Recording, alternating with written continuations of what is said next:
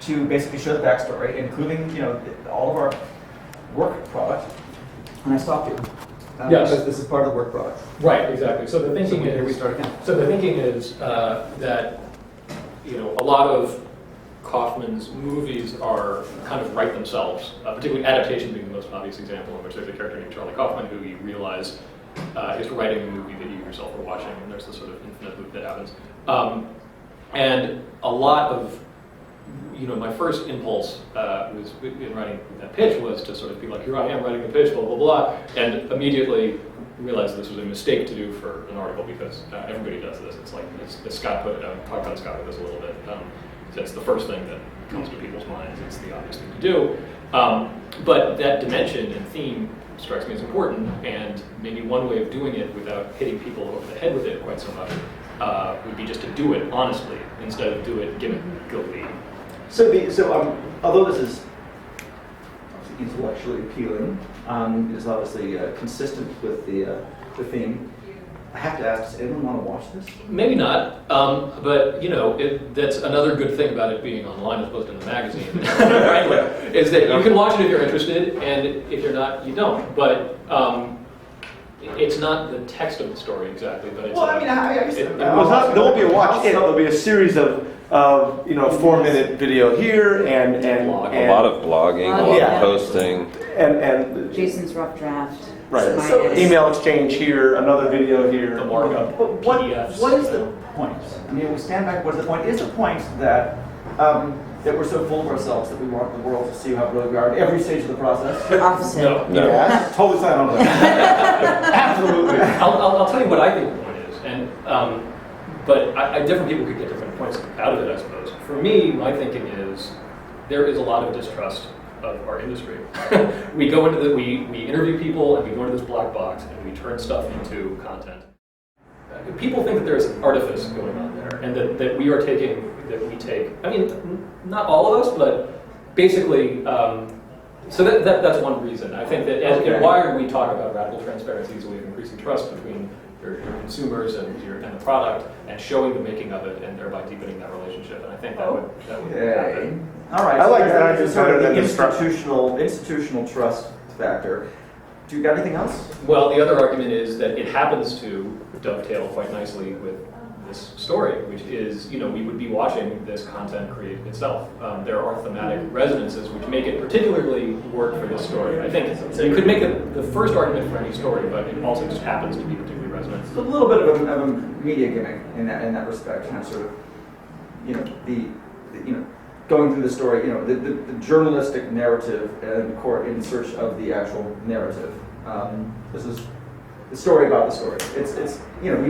It is, but in a done in a multimedia fashion. but in a non-artificial way, in a way that it happens with every story.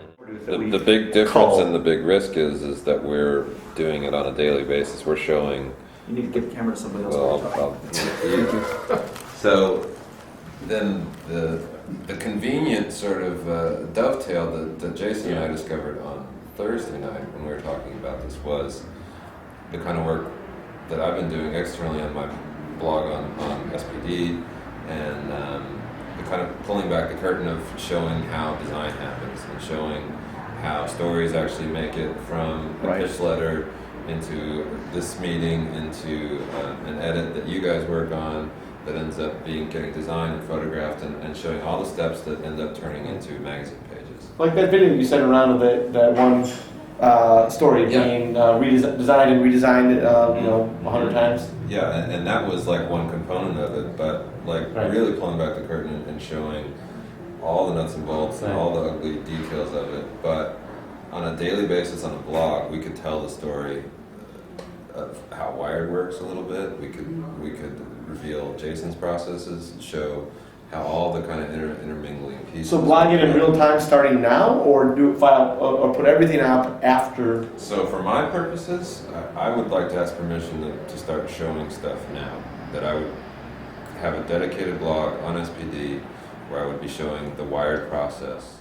I think there's a note that we have to identify here, that when you're doing that for the design community, obviously the design community is interested in that sort of thing by nature, but when we're talking about for the readers, we have to come to some sort of point of all of this. Yeah. Because they're not magazine people. The magazine people will inherently be interested in the process. I don't know. I mean, I think going back to yes and no. I mean, I think that you're right. We can't throw. And the big question is, when do we put stuff up? Do we put it up immediately? How much do we put stuff up? Do we put up every email? To what point are people going to be like, I don't give a shit, you know?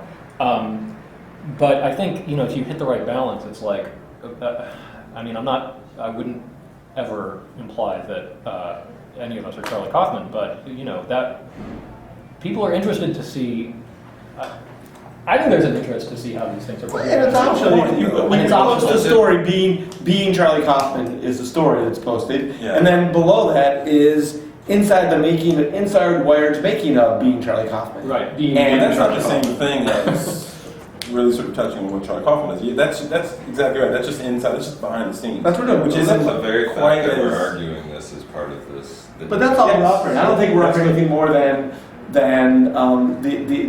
emails, the meetings, the blogging, and the hallway conversations that and the marked up copy that led to the story. I mean, Yeah, It adds a another dimension to it, and it shows that I think the reason it's consistent with the Kaufman stuff is, you know, the Kaufman stuff makes you very aware of the constructed nature of what you're watching. But somehow he ties it all together and makes another narrative. Well, he makes it art, right? I mean, we're not going to make We're it just art. going behind the scenes. yeah, that's all. That doesn't feel like enough? That feels like what to You- me. You don't think you can edit this into a narrative? Possibly. No, I'm hoping that that's what we can do. Well, I think Although I that's think like- it's not. I mean, I think that when you start editing it into a narrative, that's when it becomes the magazine piece that it's like, here I am. But you've got to edit this. That's How do you edit into anything but a narrative? I mean, it's a natural It's thing. a chronology. Not Right. It doesn't have to build into some great drama or moment. It's just a chronology. So I think the first thing to do would be to get like our initial emails about this conversation up there, and maybe the pitch up there too. Yes. Fine. Yeah. And we'll all just share everything. Everything I've written, such as this, is fine. Great, cool, Okay. that's great. Email address redacted. Yes. Right. Thank you, guys. Thank you.